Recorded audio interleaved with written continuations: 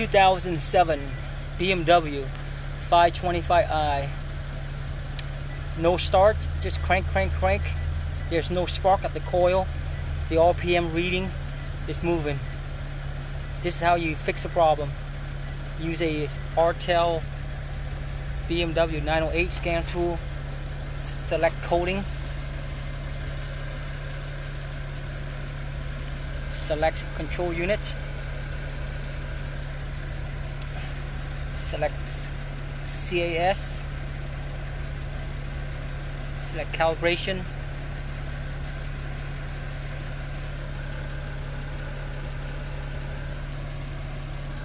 And select execute measure plan.